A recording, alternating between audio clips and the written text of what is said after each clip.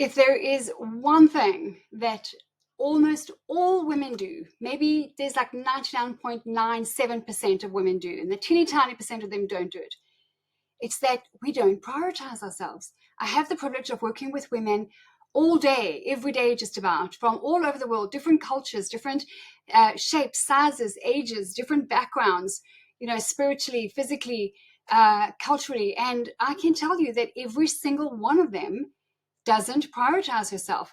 Even when she has time, I work with some women who are transitioning between careers. I work with someone who've taken early retirement, and I'm talking about the age of 55, and they've got this amazing gift of time on their hands. Do you know what they do with that time?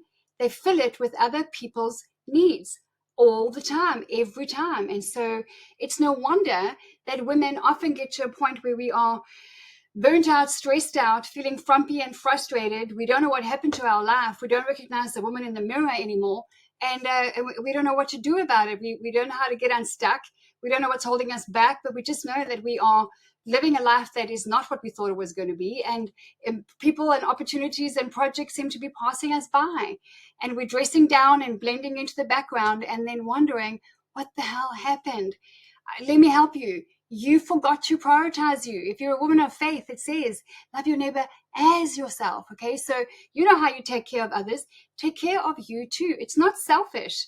There's this thing out there. It's like, be selfish, put yourself first. It's actually not selfish. It's actually wisdom to take care of yourself. You cannot give from an empty vessel. You cannot give that which you don't have. And we women are designed to be helpers. You will never not want to help someone. It's in your very nature. So it's amazing that you want to do that. It's amazing that you want to raise others up and help them and inspire them. But let me tell you something.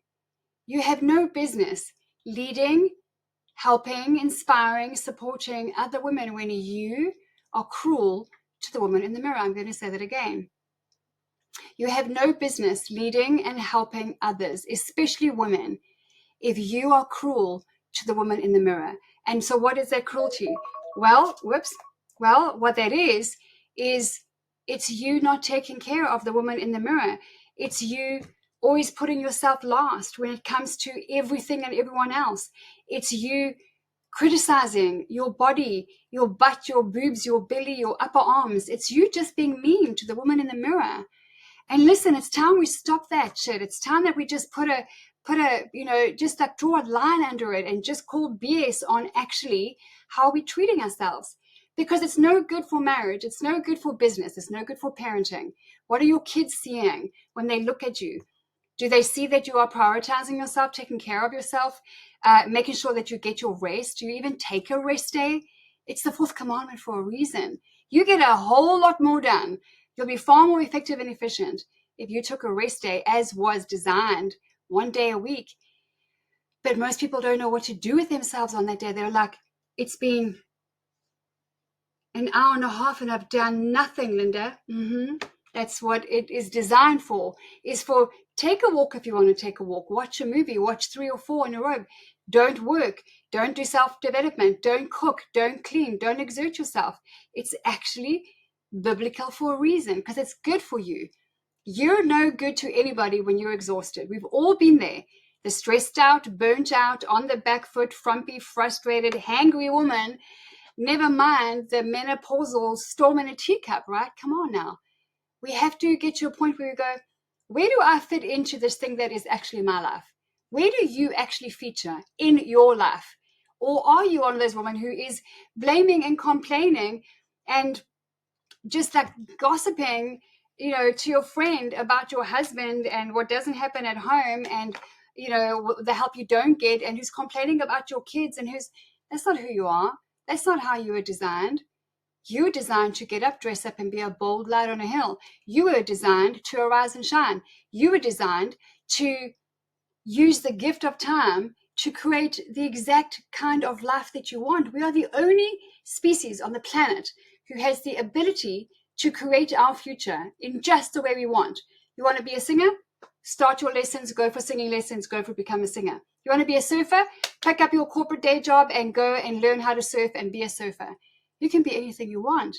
But here we are, stressed out, burnt out, feeling frumpy, overlooked, in fact, downright invisible most days, minutes, if not seconds, away from tears most days. Don't let anybody be too kind to you, right? Because that's just going to make you cry, because kindness is not something that you experience in life. And guess what?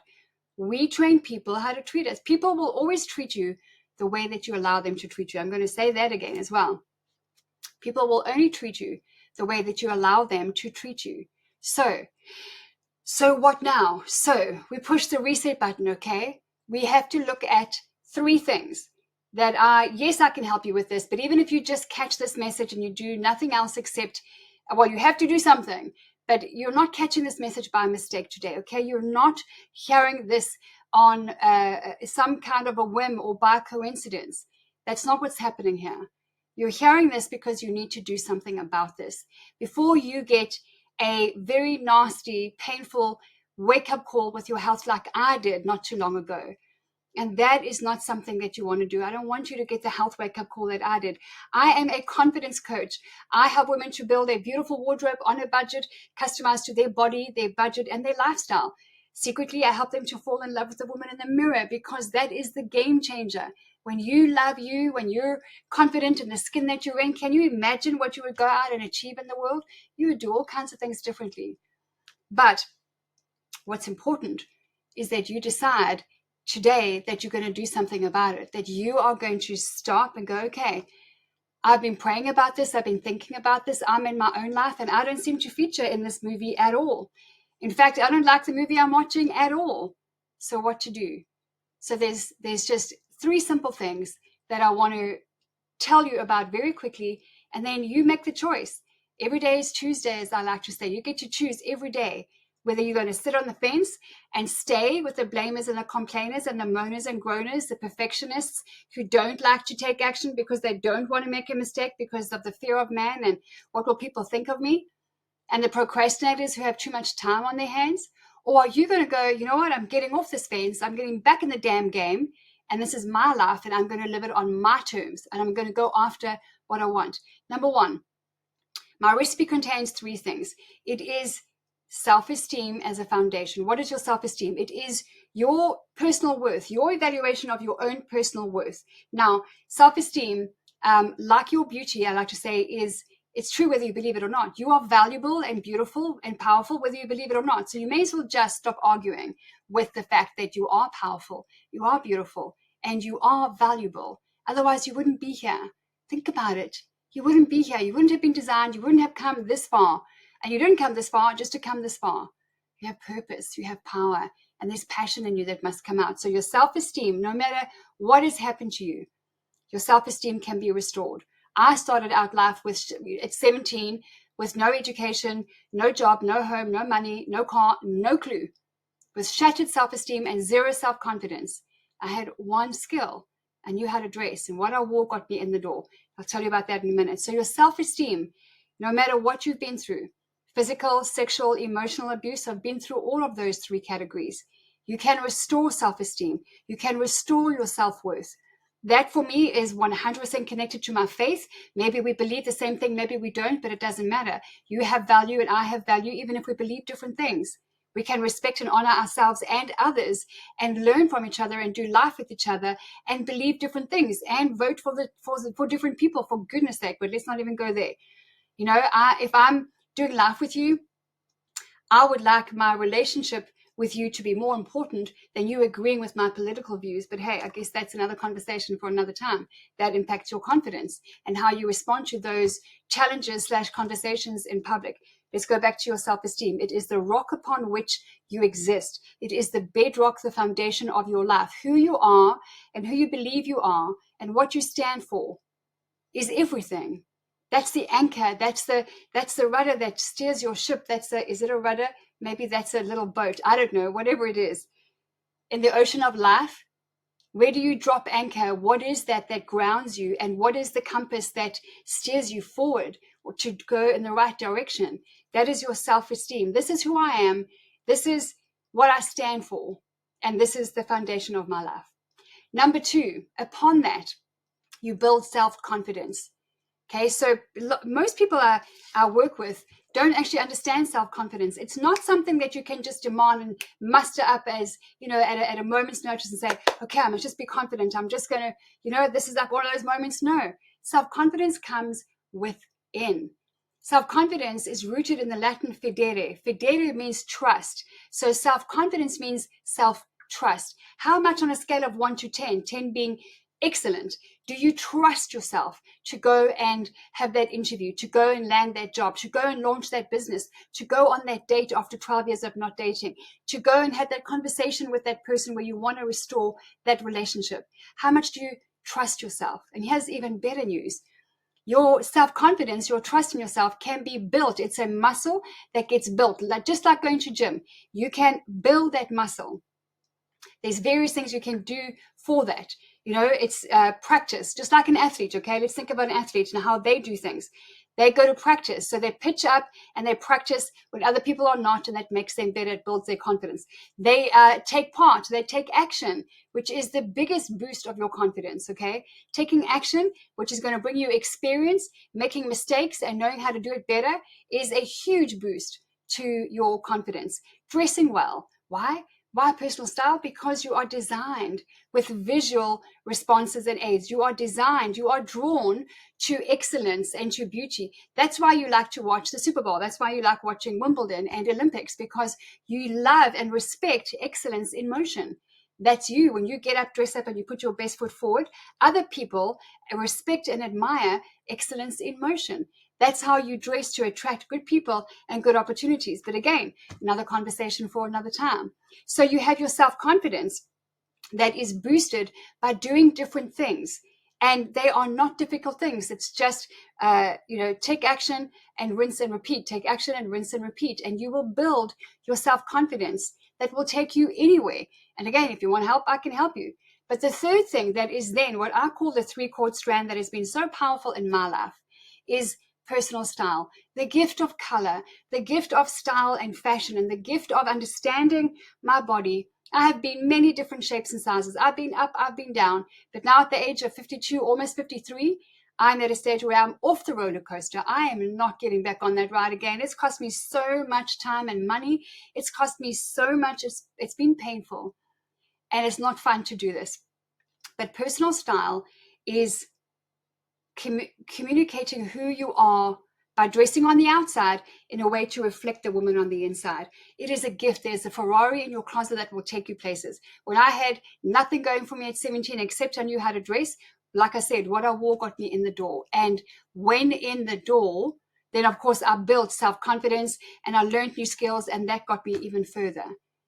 But personal style is a skill, and you are a woman with a spirit of beauty who is designed to arise and shine. But here's what happens.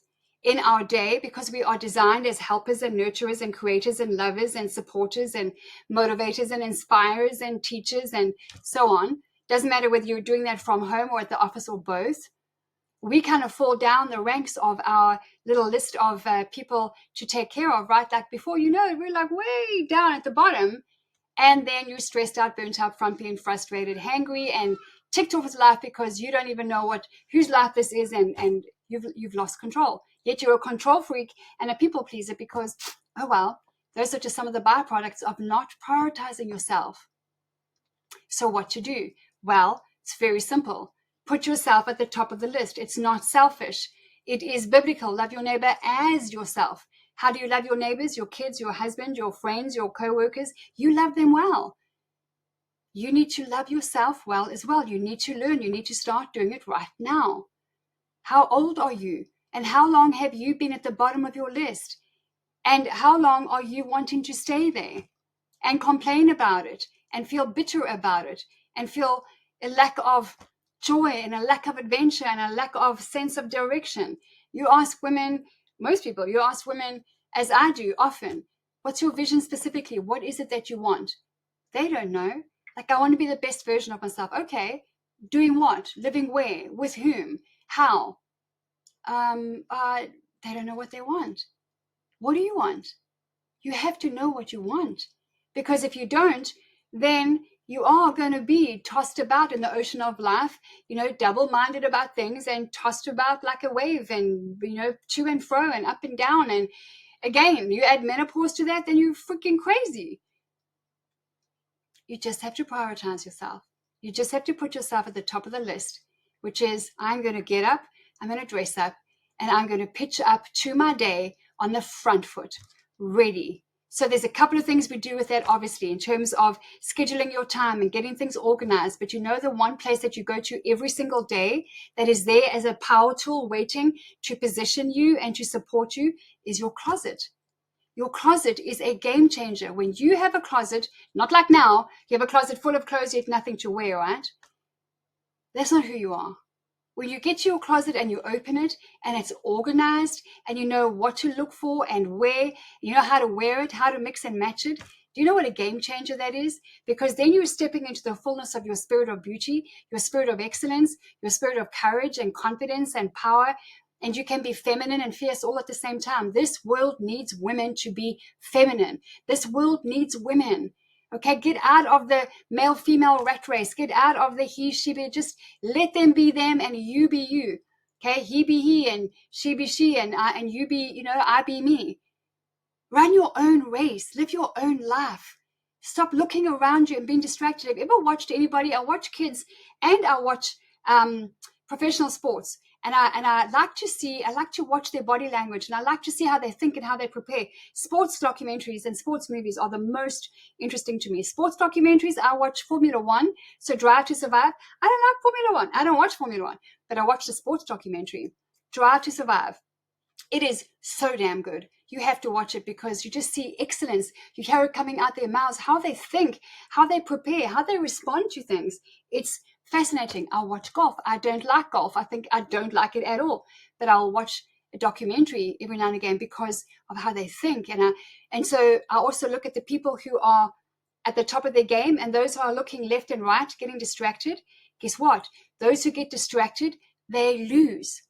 Those who are playing their game and competing with their last personal best, they win. It's very, very simple. You need to watch some sports documentaries. Tennis. I'm not a tennis player or a watcher, but I love to watch. What's it called?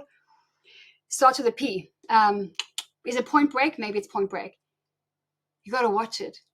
And you need to decide if you're going to be continuing this path where you are being distracted and you're watching what else is going on in the world, or are you going to get up, dress up? Are you going to learn how to restore that self-esteem? Are you going to learn how to build that self-confidence? And are you going to learn how to build a beautiful wardrobe on a budget that is customized to you and your body and your lifestyle? I can help you with that. I know you. I was where you are perhaps. I was my very first customer years ago. So I'm like, you know what? No, this is not right. And when I don't prioritize myself and I don't take care of myself and I kind of put it on the back burner, guess what? That thing that you avoid, man, does it come back to bite you. Man, does that thing bring pain. It costs heavily and you know it. That thing that you're avoiding is costing you time, money, romance, opportunity, adventure, memories, fun, more fun because you know you need to have more fun in life. So listen, if any of this is resonating with you and you feel like you want to learn more about restoring your self-esteem, building your self-confidence and learning, because style is just a skill, learning how to establish your own style that represents on the outside the woman that's on the inside, click the link below. Don't just sit on the fence. You're not catching this by mistake. This message is for you on purpose, with love, from me, in a whole bunch of hot pink today because I needed some energy and color is energizing. Stop putting yourself at the bottom of the list. Be smart. You want to succeed? You want to play a win? You want to really live a life that's going to be rewarding and meaningful and fulfilling? Then prioritize yourself. Confident women are decisive and they take action. That's all you need to do right now is take action. And I'll see you on the other side. I'm going to help you to solve some problems instantly that will take you from where you are, stuck, frumpy, frustrated in that status quo, to a confident, bold, beautiful tomorrow. And I'm talking about in days, not years or months, but days. I'll see you there.